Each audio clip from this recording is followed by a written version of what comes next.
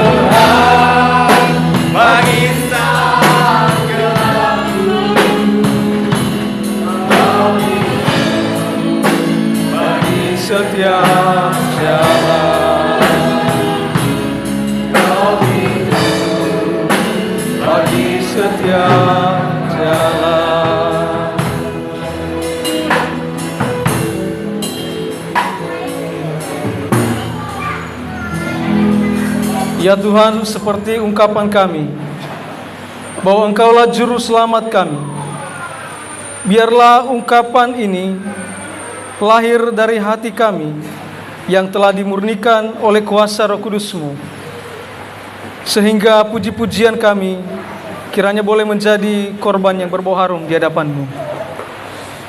Kami sungguh membutuhkan Engkau di dalam kehidupan kami.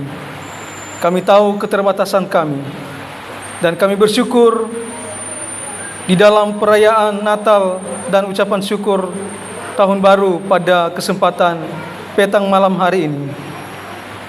Tuhan memberi kami kesempatan untuk bersama-sama bersukacita dan saat ini mau mendengarkan sabda Tuhan. Kiranya Engkau mengurapi hamba-Mu, menguasai seluruhnya, dan firman-Mu saja yang diberitakan oleh kuasa Roh-Mu. Kami sambut firman Tuhan Di dalam nama Yesus kami berdoa. Amin.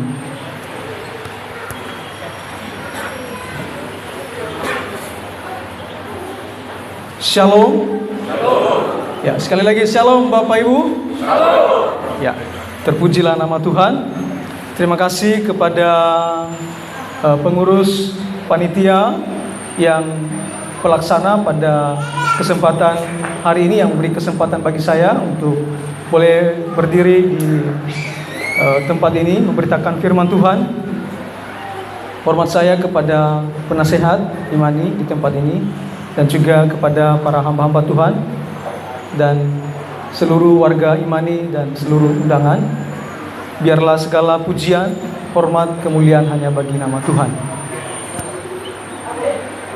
Bapak Ibu, saudara yang kasih dalam Tuhan, kita akan membuka Alkitab kita.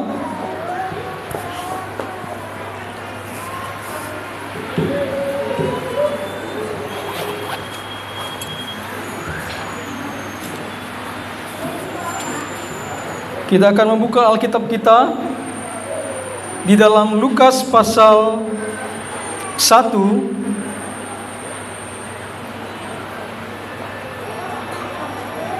Lukas pasal 1 ayat 26 sampai 38. Saya ingin menyampaikan kepada kita bahwa saya membacakan edisi kedua dari terjemahan Lembaga Alkitab Indonesia. Jadi barangkali Bapak Ibu saudara di dalam Tuhan membaca edisi yang pertama tidak masalah, karena hanya ada perbedaan-perbedaan kata untuk memperdalam maknanya dari Lembaga Alkitab. Dan saya akan bacakan bagi kita. Judul perikop yang diberikan oleh Lembaga Alkitab Indonesia yaitu Pemberitahuan tentang Kelahiran Yesus. Dalam bulan yang ke-6, malaikat Gabriel disuruh Allah pergi ke kota bernama Nazaret di Galilea, kepada seorang perawan yang bertunangan dengan seorang bernama Yusuf dari keluarga Daud. Nama perawan itu Maria. Ketika datang kepada Maria, malaikat itu berkata, "Salam hai engkau yang dikaruniai, Tuhan menyertai engkau." Maria terkejut mendengar perkataan itu, lalu bertanya di dalam hatinya, "Apa maksud salam itu?" Kata malaikat itu kepadanya, "Jangan takut, hai Maria, sebab engkau beroleh anugerah di hadapan Allah. Sesungguhnya engkau akan mengandung dan melahirkan seorang anak laki-laki, dan engkau harus menamai dia Yesus. Ia akan menjadi besar dan akan disebut Anak Allah yang Maha Tinggi.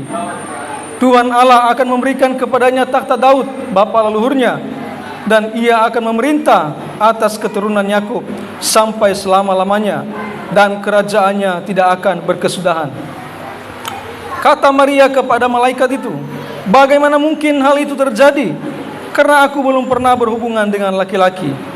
Jawab malaikat itu kepadanya, "Roh Kudus akan turun atasmu, dan kuasa Allah yang Maha Tinggi akan menaungi engkau. Anak yang dilahirkan itu kudus dan akan disebut Anak Allah. Lihat Elisabet sanakmu itu, ia pun sedang mengandung seorang anak laki-laki pada hari tuanya, dan inilah bulan yang ke-6 bagi dia, yang disebut mandul itu. Sebab bagi Allah tidak ada yang mustahil." Kata Maria, "Aku ini hamba Tuhan, jadilah padaku menurut perkataanmu itu." Lalu malaikat itu meninggalkan dia. Bapak Ibu, sebelum saya melanjutkan khotbah saya pada kesempatan ini, sudah malam ya, saya baru melihat jam. Pada malam hari ini, perkenalkan, nama saya Nosin Ruhuwau dan dipanggil dengan singkat Nosin. Bersyukur kami dikaruniai anak 2, dan saya hanya memiliki 1 istri, tidak lebih dari itu. Pada malam hari ini, tema seperti yang telah ditentukan oleh panitia ketika saya dihubungi, tema apa yang akan mau disampaikan, dan saya memilih bagi Allah tidak ada yang mustahil. Diambil dari ayatnya yang ke-37. Lalu subtemanya yaitu melalui peristiwa Natal, syukuran dan tahun baru imani semakin mantap dalam menyambut masa depan dengan iman yang menyala dan harapan yang kuat. Tema ini diambil dari bagian akhir dari percakapan antara malaikat dengan Maria. Jadi malaikat berkata, bagi Allah tidak ada yang mustahil. Bapak Ibu, saudara yang dikasihi dalam Tuhan, kita ini sekarang berada pada era yang disebut dengan disrupsi, di mana era ini adalah sebuah zaman di mana teknologi semakin canggih dan perubahan sosial semakin cepat. Dan hal itu, Bapak Ibu Saudara yang dikasihi dalam Tuhan, sangat mempengaruhi kesehatan emosi kita, atau lebih sering orang berkata kesehatan mental. Juga mempengaruhi ekonomi, mempengaruhi usaha, bisnis, juga mempengaruhi relasi keluarga, relasi dalam bergereja juga, bermasyarakat. Yang jauh bisa menjadi dekat, yang dekat bisa menjadi jauh. Dan kita tidak dapat menyimpulkan, memberi frame secara negatif ketika ada orang yang sedang memegang HP-nya dan kita di sampingnya, bahwa dia tidak bersosialisasi, dia tidak punya sisi di mana kehidupan sosial yang lebih nyata itu diperlukan. Karena mungkin itu adalah kebutuhannya yang sangat genting, paling penting, yang berpengaruh dengan keluarganya, rumah tangganya, ekonominya, dan banyak hal. Berbagai tuntutan kebutuhan di era ini menuntut kita, dan kita harus berusaha sedemikian rupa untuk menyesuaikan diri karena persaingan yang begitu ketat di berbagai bidang kehidupan. Dan kalau kita tidak mampu menyesuaikan diri, maka kita bisa ditinggal. Dan itu menimbulkan banyak hal, masalah di dalam kehidupan kita. Dan karena itu bisa saja semua hal itu dapat menyebabkan iman kita menjadi padam. Harapan kita mulai melemah kepada Tuhan karena tuntutan. Ada kecemasan, ada keraguan, ada ketakutan. Berbagai hal yang membuat kita bertanya-tanya tentang masa depan. Dan saya berharap melalui tema khotbah yang saya khotbahkan malam hari ini, berharap warga imani dan kita semua yang hadir sebagai orang-orang yang percaya kepada Tuhan, yang merayakan setiap tahun kelahiran Kristus, semakin mantap di dalam menyambut masa depan dengan iman yang menyala-nyala kepada Tuhan dan dengan harapan yang kuat seperti subtema yang tersedia. Bagaimana hal itu dapat terjadi? Bagaimana hal itu dapat terwujud? Seperti kata malaikat, bagi Allah tidak ada yang mustahil. Oleh karena itu ada 3 hal yang harus kita miliki sebagai warga imani agar kita bisa mewujudkan bagaimana kuasa Allah nyata atas kehidupan kita, dan pada akhirnya kita bisa bersukacita dan bersyukur kepada Tuhan. Yang pertama, Bapak Ibu Saudara yang dikasihi dalam Tuhan, yakinlah akan janji Tuhan. Yakinilah akan janji Tuhan. Waktu malaikat beritahu kabar baik kepada Maria pada ayat 31 sampai 33, Maria hanya bertanya tentang satu hal, yaitu bagaimana mungkin bisa mengandung sedangkan belum bersuami, belum berhubungan badan dengan laki-laki. Padahal di dalam berita yang disampaikan oleh malaikat itu ada berita tentang janji Tuhan, seorang anak yang akan lahir dan yang akan duduk di atas takhta Daud. Tapi Maria tidak bertanya tentang itu. Maria tidak mempertanyakan tentang janji Tuhan mengenai seorang raja yang akan duduk di takhta Daud, bapa leluhurnya. Dan anak itu nanti akan disebut sebagai anak Allah yang Maha Tinggi. Kita tahu apa yang menjadi latar belakang sehingga Maria juga tidak mempertanyakan hal itu. Ini adalah janji Tuhan yang dimulai ketika Tuhan mengikat perjanjian dengan Daud, bahwa dia nanti akan bertakhta di atas takhta Daud. Nanti bisa dibuka di rumah dalam ayat yang sudah tertera. Dan perjanjian Tuhan ini kepada Daud lalu kemudian menjadi pangkal tradisi Israel untuk mengharapkan Mesias yang akan datang dan duduk di atas takhta Daud. Dan kemudian kita sebagai orang percaya hingga sampai saat ini, kita percaya bahwa janji ini dipenuhi oleh Kristus. Dan kita bisa melihat berbagai ayat-ayat firman Tuhan yang berbicara tentang hal itu. Seperti misalnya Mazmur 132 ayat 11 yang menjadi pangkal dari tradisi Israel. Di sini disebutkan, Tuhan telah menyatakan sumpah setia kepada Daud, ia tidak akan memungkirinya, seorang anak kandung akan kududukan di atas takhtamu. Dan berbagai ayat-ayat lainnya yang berbicara tentang janji itu yang kemudian dipenuhi oleh Kristus melalui Daud. Sehingga kita akan sering mendengarkan Daud, Daud, Daud ketika diberitakan tentang Injil yang menyelamatkan itu. Jadi pangkalnya di situ. Ini adalah janji Tuhan kepada Daud. Lalu janji berkat rohani itu yang diberikan kepada Daud itu diperluas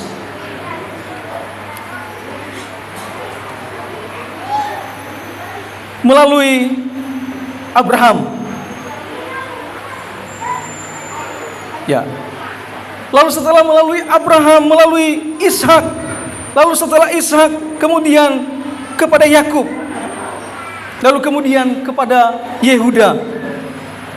Dan berkat rohani yang dijanjikan itu digenapi oleh Tuhan Yesus. Sehingga kita menemukan bagaimana Rasul Paulus menafsirkan janji tentang olehmu seluruh bangsa akan memperoleh berkat, merujuk kepada Yesus Kristus yang olehnya semua orang yang percaya kepadanya mendapatkan berkat rohani, yaitu keselamatan itu.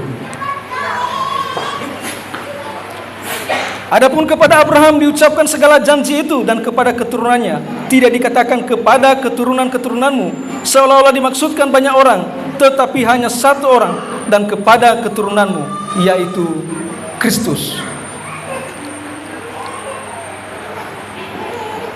Dan yang jelas bahwa kedatangan Yesus sebagai seorang Mesias yang lahir dari keturunan Daud, penanggalannya juga ditetapkan, hanya saja jarang-jarang, bahkan hampir tidak pernah diberitakan tentang janji Allah kedatangan seorang Mesias. Dan ada penanggalan yang pasti diberikan dalam Daniel pasal 9 ayat 25 sampai 26.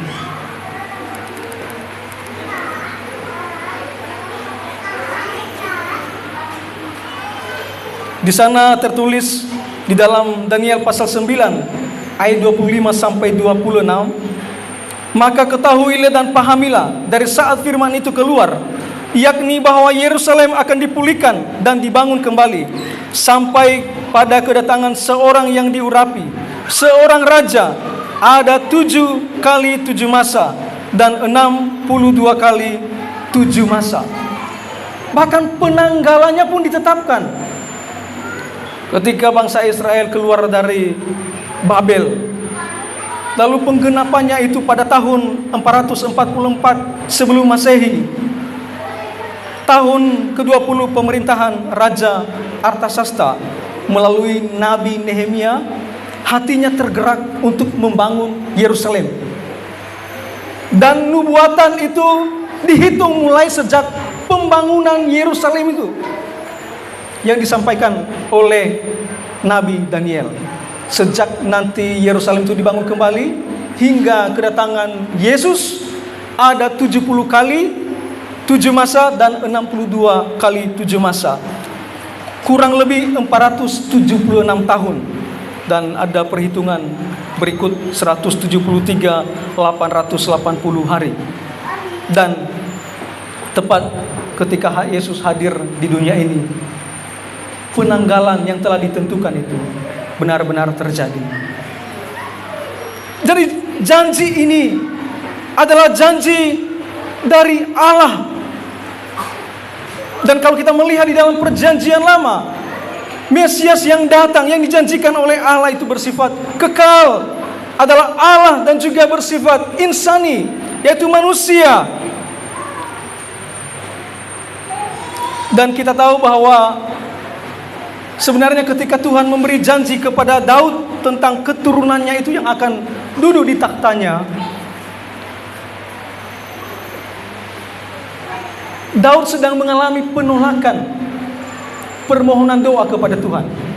Ia sedang berdoa kepada Tuhan, Tuhan izinkan saya untuk membangun bait Allah. Tapi Tuhan tidak mengizinkan dia. Tuhan menolak dia.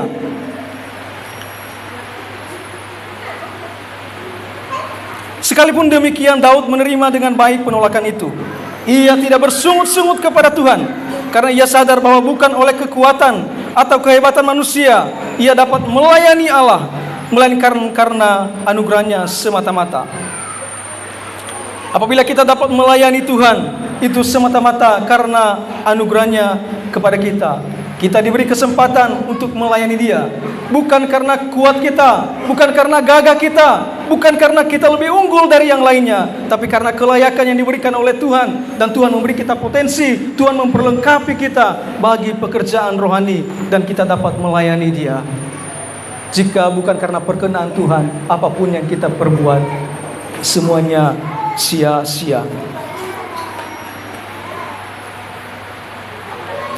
Lalu di akhir doanya, walaupun dia sudah ditolak Tuhan, oleh karena dia memohonkan supaya bangun bait Allah, ia berdoa kepada Tuhan, Tuhan kiranya Engkau berkenan memberkati keluarga hamba-Mu ini, supaya tetap ada di hadapan-Mu untuk selama-lamanya.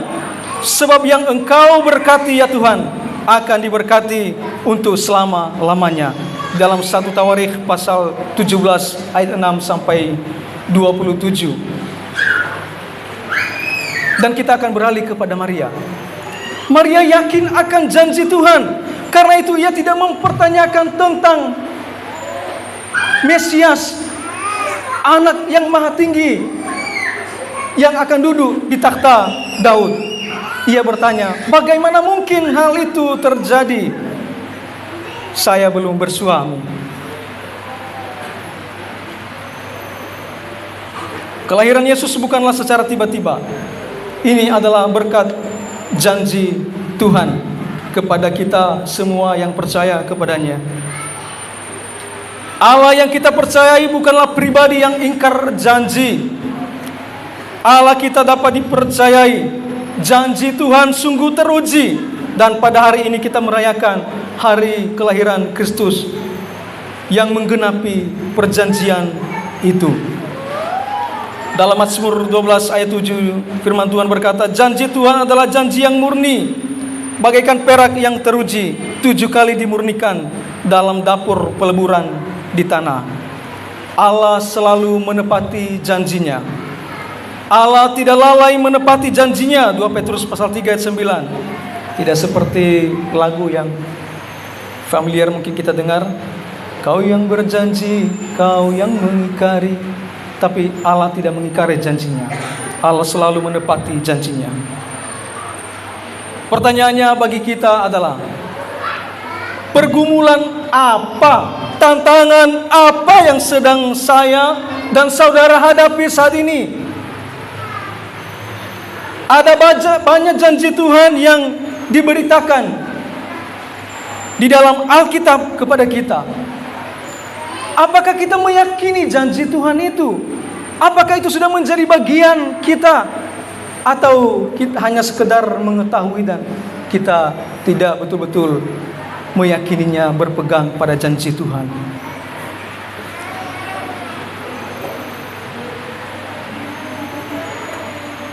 Yakinlah akan janji Tuhan. Ia menepati janjinya. Saya tidak tahu apa saja yang menjadi problem kita. Dan di dalam konteks kita masing-masing, kita punya janji-janji Tuhan. Bahkan di dalam perayaan-perayaan Natal selalu dikhotbahkan, Tuhan menyertai, Tuhan menyertai, Tuhan menyertai. Tapi kalau kita tidak percaya bahwa Ia menyertai kita, maka sia-sia. Tuhan memberi sukacita, Tuhan memberikan damai sejahtera. Tapi kalau kita tidak percaya, kita memilih jalan kita sendiri, maka semuanya menjadi sia-sia. Yakinlah akan janji Tuhan, seperti Maria yakin akan janji Tuhan, dan itu digenapi melalui kelahiran Kristus. Yang kedua, yakinilah kuasa Tuhan. Bukan hanya yakini akan janji Tuhan, tapi yakinilah kuasa Tuhan. Artinya bahwa kuasa Tuhan berlaku bagi kita secara pribadi, sebagai orang-orang yang percaya kepadanya. Malaikat menyampaikan kabar kepada Maria bahwa ia akan mengandung dan melahirkan seorang anak laki-laki. Ayat 30-33. Maria tentu bingung dan tidak percaya hal itu dapat terjadi pada dirinya, karena Maria belum menikah. Tapi Maria bingung bukan karena ia khawatir atau tidak percaya akan kuasa Allah yang dapat terlaksana. Bukan. Tapi ia bingung bagaimana proses itu bisa terjadi atas hidupnya. Maria tidak menerima begitu saja kabar itu. Ia merasa skeptis dengan berita itu. Sehingga Maria bertanya, bagaimana hal itu mungkin terjadi? Karena aku belum bersuami. Apakah malaikat menyalahkan Maria atas pertanyaannya? Tidak. Malaikat justru menjelaskan bagaimana hal itu terjadi, sehingga dapat diterima oleh logika Maria, nalar Maria. Ini menunjukkan bahwa iman tidak pernah bertentangan dengan penalaran, tidak pernah bertentangan dengan logika, tetapi ia melampaui penalaran manusia, ia melampaui logika manusia. Itulah iman. Pertanyaan Maria adalah pertanyaan yang wajar, karena Maria adalah seorang gadis muda yang belum menikah dan belum berhubungan dengan laki-laki. Ini adalah respon yang rasional, mengingat kondisinya memang belum menikah. Dan berita yang disampaikan malaikat kepada Maria adalah sesuatu yang sangat luar biasa. Dan sehingga Maria bertanya, bagaimana hal itu terjadi? Lalu malaikat itu pun menjelaskan proses terjadinya hal itu. Dari ayat 35 sampai 37. Dan saya bacakan bagian poinnya saja. Roh Kudus akan turun atasmu, dan kuasa Allah yang Maha Tinggi akan menaungi engkau. Sebab itu anak yang kau lahirkan itu akan disebut kudus, anak Allah. Di dalam Injil Matius menyebut Maria sebagai dia mengandung dari Roh Kudus, pasal 1 ayat 18. Dan ini mengartikan kepada kita bahwa kelahiran Kristus tidak disebabkan oleh hasil hubungan keinginan seorang laki-laki dan perempuan atau suami istri. Dan kita bisa melihat buktinya, reaksi Maria. Cerita itu tidak berjalan halus dan tanpa ada pertanyaan-pertanyaan, sehingga ini tidak dapat diragukan, dipertanyakan. Bahkan Maria sendiri bingung dan bertanya, bagaimana hal itu terjadi?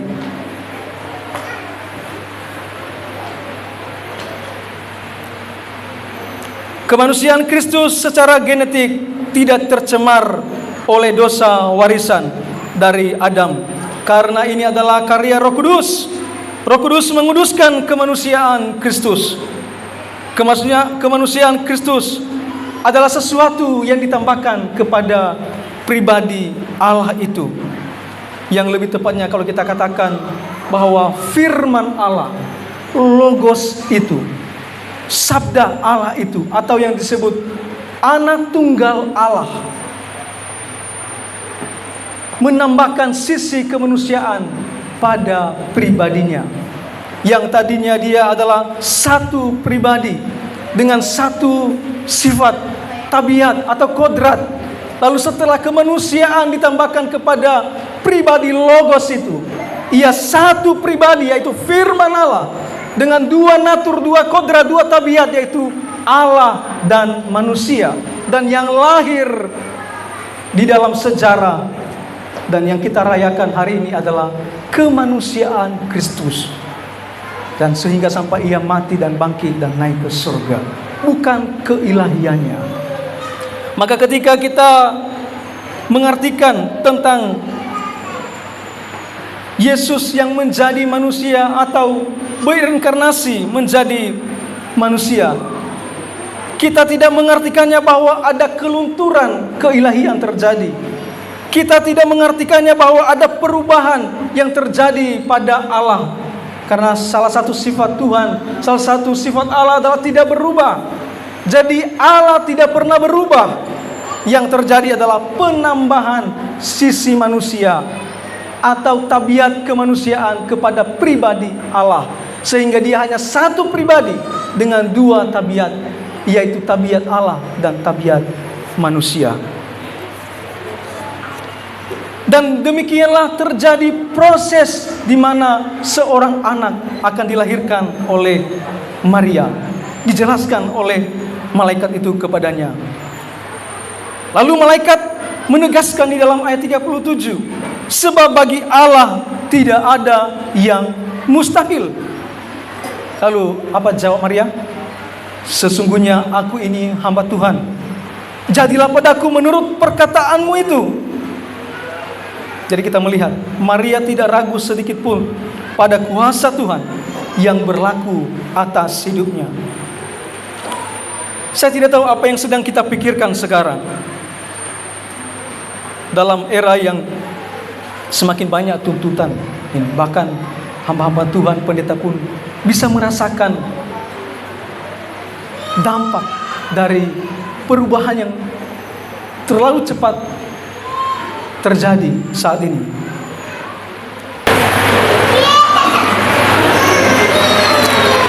Dampak sosial yang makin cepat ini bisa menjadi positif lebih besar, berguna bagi kita, dan juga bisa menjadi negatif yang lebih besar yang dapat merusak hubungan sosial, rumah tangga, pekerjaan, bahkan bisnis kalau kita tidak berusaha mengikuti perkembangan yang semakin cepat. Tapi meskipun demikian, yakinlah akan kuasa Tuhan. Seberapapun hebatnya kuasa dunia, lebih hebat kuasa Tuhan kita, dan itu berlaku bagi kita. Amin. Amin. Bagi Allah tidak ada yang mustahil. Bagaimana mungkin Allah yang memberikan anaknya yang tunggal yang begitu berharga baginya, Ia berikan bagi kita direndahkan. Itu adalah anak Allah yang maha tinggi, yang mulia.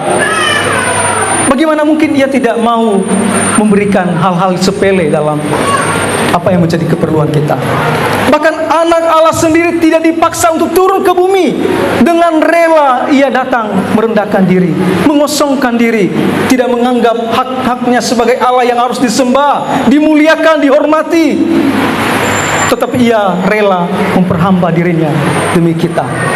Jika hal itu saja dapat dilakukan Allah bagi kita, apalagi yang kurang Allah mau lakukan bagi kita. Yakinilah kuasa Allah, dan itu berlaku dalam hidup kita. Tak ada masalah yang terlalu besar bagi Tuhan. Tidak ada hal yang mustahil baginya. Itu yang kedua. Dan yang ketiga, tunduklah kepada Tuhan.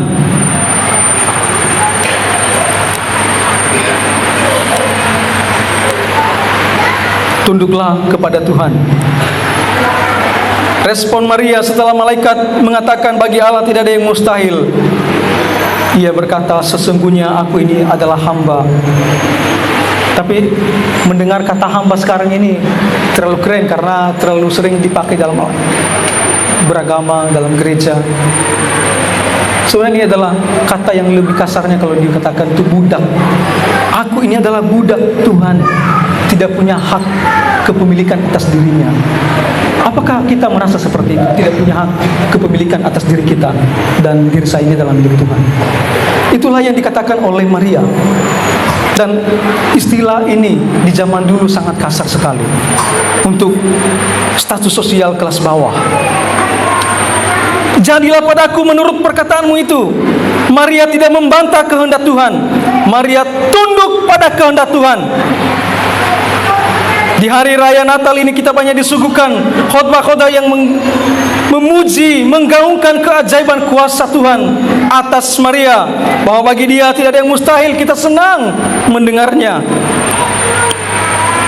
Tapi apakah kita mengingat juga kondisi yang dialami oleh Maria ketika malaikat menyampaikan kabar itu kepadanya? Hal itu bisa saja menjadi sebuah malapetaka buat Maria ketika malaikat berkata, engkau mengandung dan akan melahirkan seorang anak. Karena kita melihat Yusuf yang mencintainya, mengasihinya, diam-diam hendak menceraikannya. Itu adalah malapetakanya. Sanksi sosial yang menyakitkan mungkin akan segera membombardir hidup Maria karena akan dianggap telah berzina. Akan ada sanksi sosial. Entahkah dia akan dirajam batu? Tapi mendengar bagi Allah tidak ada yang mustahil. Kita ingatkah peristiwa itu? Kondisi yang dihadapi sedang oleh Maria adalah kondisi yang sangat tegang bagi Maria. Apakah kita mengharapkan kuasa Tuhan terjadi atas hidup kita? Siapkah kita menerima situasi apapun yang menghampiri hidup kita seperti situasi yang dihadapi oleh Maria? Karena terkadang saat Tuhan menyatakan kuasanya dalam kehidupan kita setiap pribadi, mungkin itu tidak tampak indah, tidak kita harapkan. Saya sudah merencanakan hari ini mau melakukan ini, tapi yang terjadi adalah tidak sesuai target saya. Maria sedang mempersiapkan masa di mana dia harus masuk ke momen yang paling indah, paling bahagia adalah pernikahan. Tapi ada masalah yang dihadapi. Bagaimana dia harus menanggung itu? Namun saudara-saudara yang dikasihi dalam Tuhan, bila hati kita mempercayai Allah yang sedang merajuk hidup kita, saya yakin apapun yang terjadi atas hidup kita, entah itu tidak sesuai dengan target kita, harapan kita, dengan rendah hati kita akan berkata kepada Tuhan, aku ini hambamu Tuhan, aku ini budakmu Tuhan, aku ini milikmu Tuhan, jadilah padaku sesuai kehendakmu. Banyak orang mau mengalami kuasa Tuhan, namun yang mereka harapkan adalah jalan bebas tanpa hambatan. Meski ada kesulitan, meski ada tantangan, walau belum sepenuhnya kita mengerti prosesnya seperti Maria, ia bertanya bagaimana hal itu terjadi. Pertanyaannya, maukah kita tunduk kepada Tuhan? Ingatlah seperti yang ditegaskan oleh malaikat, bahwa bagi Allah tidak ada yang mustahil. Dan saya yakin apabila ketiga hal ini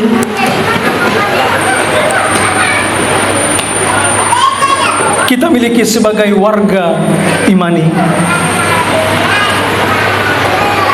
yaitu kita meyakini janji Tuhan, kita yakin akan kuasa Tuhan, dan kita tunduk kepada Tuhan, Maka melalui peristiwa Natal dan syukuran Tahun Baru,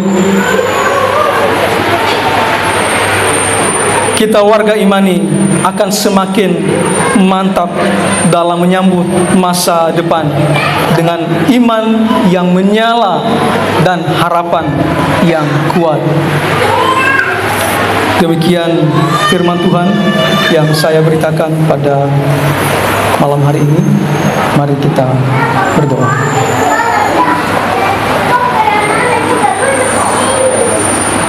Bapa di surga, kami tidak tahu akan hari esok. Namun kami percaya sebagai orang-orang yang telah menerima Engkau sebagai Tuhan dan Juru Selamat kami, kelahiran-Mu saja sudah meneguhkan keyakinan kami bahwa Engkau menepati janji-Mu menyelamatkan kami orang-orang berdosa. Buat kami untuk semakin yakin akan janji-Mu di dalam setiap hidup kami. Kuatkan iman kami agar kami yakin akan kuasa-Mu hadir di dalam hidup kami dalam apapun tantangan yang kami hadapi. Beri hati yang lembut, yang rendah hati, sehingga kami mau taat kepada Tuhan, tunduk kepadamu. Karena kami percaya di mana Tuhan mengarahkan kami, Engkau akan mengerjakan pekerjaan-pekerjaan yang lebih besar melampaui dari apa yang dapat kami pikirkan sebagai manusia. Kami bersyukur kepadamu. Terpujilah nama Tuhan. Di dalam nama Yesus kami berdoa. Amin.